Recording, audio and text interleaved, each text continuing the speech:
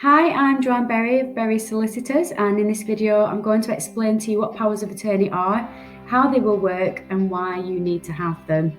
And this is coming from a very personal and professional level, having dealt with my own family with Alzheimer's and dementia and having to care for elderly loved ones. So a power of attorney is a formal legal document registered with the arm of the court called the Office of the Public Guardian that holds central records of these documents. It's a highly safeguarded legal document which is very, very powerful in its use, and that is why it has to be court protected and registered with them. Why are we talking about them? Why would your family need one? Well, particularly in the current climate, as we can't see loved ones as much, one of the biggest worries we have as we get older is the protection of our family's wealth, house, assets, care, and practical day-to-day errands. We all want to be in a position to be able to help to look after our parents or have our children help to care for us without delay, with protection and with ease. But as easy as this sounds in theory, it's not that easy in practice. It can lead to many obstacles and questions which can either hinder or restrict your family, even though they're the next of kin. Without this legal document, being next of kin means nothing. It can be very stressful for all parties, but particularly for those wanting to help but can't. So what do?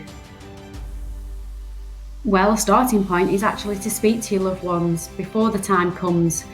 Usually it's most unexpectedly when you can no longer have those conversations and talk about wishes and feelings. Most people find it easy to do when discussing wills on death, but oddly, they don't talk about what's going to happen during their later life or retirement if they become unwell. You will find that you all believe it's most obvious, and you would expect children or family members to be able to help you immediately.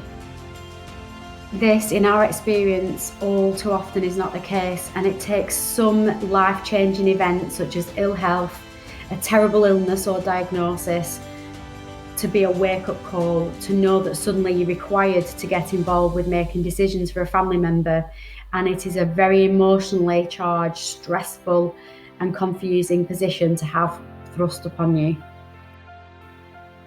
If this happens, and it's happened to us, the first thing that usually goes through your minds is what's going to happen to everything? How are you going to be able to access and safeguard the money in the banks that becomes frozen if the owner of the bank account is too ill to access it? What if there needs to be a house move to help with care that was unexpected, like I had to do with my own parents when my mum was suffering from Alzheimer's?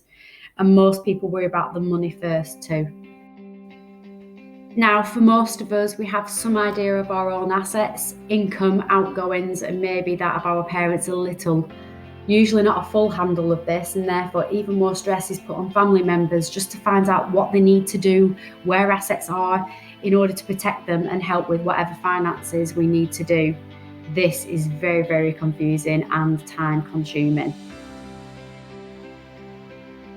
Combine that with the sudden hospital or care home trips, the emotional stress of whatever illness their loved one is suffering from and the implications of it, with a family of their own, work, or sometimes even the death of a loved one, it adds up to a boiling point of pain and stress. And it was unnecessary. All of this stress and then having the ability to even help or speak for a loved one is too much. It leaves a feeling of powerlessness. Powers of attorney are the solution to this, and here's how. In simple terms, whilst we are well and functioning, fit and healthy, we have all of our finances under control. We all know what they are and where they are, and we may have, if we're sensible, made a will which dictates what happens to those assets when we die. It's everything we have ever worked for in our entire lives. We feel safe in the knowledge that no one can access this. We're the only ones with the key to that safe, and that's fine. Fine whilst we're fit and healthy and able to access that safe with that only key. That becomes a problem itself though. The only key holder becomes ill. And events such as the ones described earlier render it either temporarily or permanently impossible for the key holder to go near the safe. It's at that point that you realise that you needed someone to nominate as a key holder, someone you trust, and know will make the right decision about what to do with the content when it comes down to helping if they're needed. The very last situation anyone needs to be in is when a court hearing or a long-winded and expensive procedure has to happen to have a court nominate that key holder, or as we call them, a deputy.